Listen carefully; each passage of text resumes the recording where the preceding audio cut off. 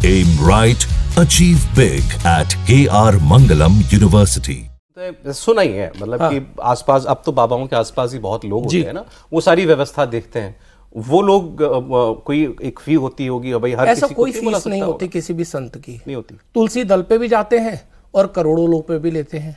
आज मुझे ये बताइए कि देश के अंदर इतने बड़े बड़े संस्थान चल रहे हैं जो चैरिटेबल हैं, वो चैरिटी में पैसा कहाँ से आ जाता है? संत के संकल्प से आता है ना। और संत अपने लिए या कोई भी कथावाचक अपने लिए तो कुछ नहीं कर रहा। जहां तक मैंने चीजें देखी हैं संतों के साथ में या कथावाचकों के साथ में, कोई इतने बहुत लेविश जिंदगी नहीं जी रहे हैं कि भाई वो रॉयल रॉस में चल रहे हो या किसी उसमें चल रहे हो। हाँ, सब किसी ने दे दी, उसमें बैठ। बाबाओं के पास गाड़ियां तो होती हैं बड़ी बड़ी। नहीं, बाबाओं के पास गाड़ियां नहीं होती, वो आप जैसे और मेरे जैसे लोगों की होती है जो सौभाग्य समझते हैं कि संत के चरण उस गाड़ी में पड़ जाए। बाबाओं के पास स्वयं की गाड़ी नहीं होती है। अगर आप बाबाओं की बात करते हैं तो हमारे परम पूज्य स्वामी रामदेव जी, जहां तक मैंने आज तक उनको देखा, हमने इसको देसी गाड़ी में चलते देखा, चाहे वो स्कॉर्पियो हो, चाहे सफारी हो या कोई ऐसी गाड़ी हो। उन्होंने कोई उसको ये नहीं बनाया कि मेरी एक इस चीज का हिस्सा होगा, मेरे दिखावे का हिस्सा होगा, प्रेस्टीज का हिस्सा होगा, ऐसा कुछ नहीं है। अच्छा। लेकिन जितने भी कथावाचक हैं या जो भी हैं, मैं जितनों का इतिहास जानता हूं, अगर मेरे आप चैनल भी देख लेंगे, कोई जो कथावाचक चल रहा है टीवी पे, वो किसी ना किसी संकल्प की पूर्ति के लिए अपने कार्यक्रम को चला रहा है और आह्वान करता है कि मेरे इस संकल्प की पूर्ति के लिए आप कुछ मुझे दान दे दीजिए, संस्था को, मुझे नहीं, संस्था को, जो उनकी चैरिटेबल ट्रस्ट है। अब उस चैरिटेबल ट्रस्ट में आप दे दो 50 लाख या XYZ, कोई भी जिसने कहा वो 50 करोड़ डाल दें। और आपने अभी धीरेन्द्र शास्त्री जी की बात करी, तो मुझे अभी माननीय मोदी जी गए थे, वहां पर जाके वो कैंसर हॉस्पिटल का अभी उन्होंने करके आए हैं। कैंसर हॉस्पिटल को बनाना एक कथावाचक, मैं वर्ड ही बोल रहा हूं, कथावाचक जो कि 3 या 4 साल पहले लाइमलाइट पे आने शुरू हुए, और वो कम से कम 300-400 करोड़ का संकल्प उठा लेते हैं। वो किसके माध्यम से उठा लेते? क्या उनके पास था? वो पब्लिक के माध्यम से या पब्लिक अपनी संकल्प की पूर्ति के माध्यम से उठा रहे हैं ना। आज उस काम को करने पैसा कहां से आएगा? पैसा आप जैसे और मेरे जैसे ही लोग दे रहे हैं।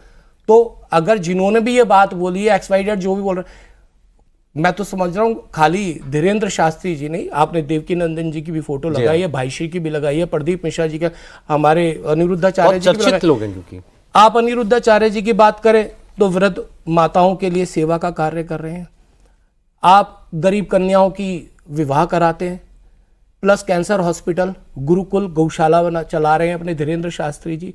हमारे देवकी नंदन जी, आप वहां जाके देखिए उनका आश्रम है, कितना गरीबों को भोजन कराना, गौशाला चलाना, उसकी सेवा कर रहे हैं।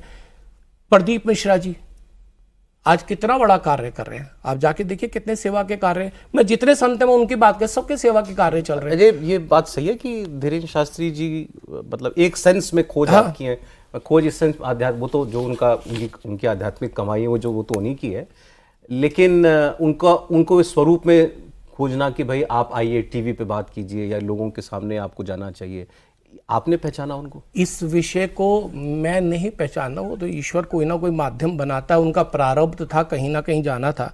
ये सवाल आपकी अदालत में हमारे माननीय रजत जी ने भी पूछा था, तो संस्कार टीवी का कहीं ना कहीं इसमें योगदान साथ में रहा और उनका प्रारब्ध रहा।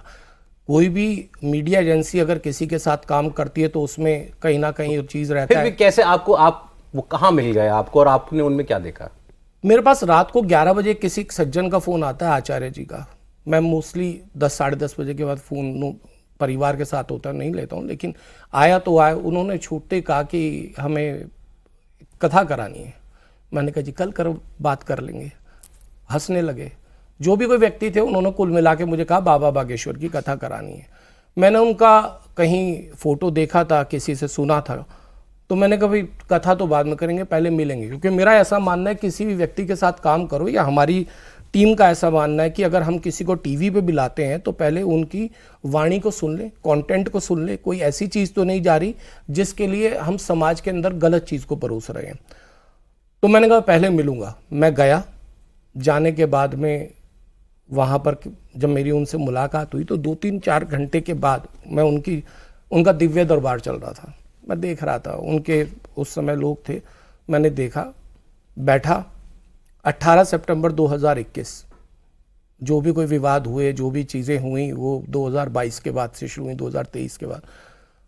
तो हंसे, बोले, बालक स्वरूप में थे, तो मेरे से बोले त्यागी जी क्या मांगने आए हो, क्योंकि सब लोग वहाँ पर अपने दरबार में सब उनके ऐसे ही लोग होते हैं। तो 2-3 घंटे के मेरे एनालाइज में ये आ गया कि अगर इनके ऊपर कार्य किया जाए, क्योंकि टीवी चैनल का व्यक्ति हूँ, अपनी टीआरपी भी देखनी है, अच्छी चीज़ों को भी लाना है, और मेरा ये मानना है युवाओं को आगे ज़्यादा लाना है, क्योंकि आने वाली पीढ़ी युवाओं से जुड़ रही है, तो युवाओं को आगे लाना है।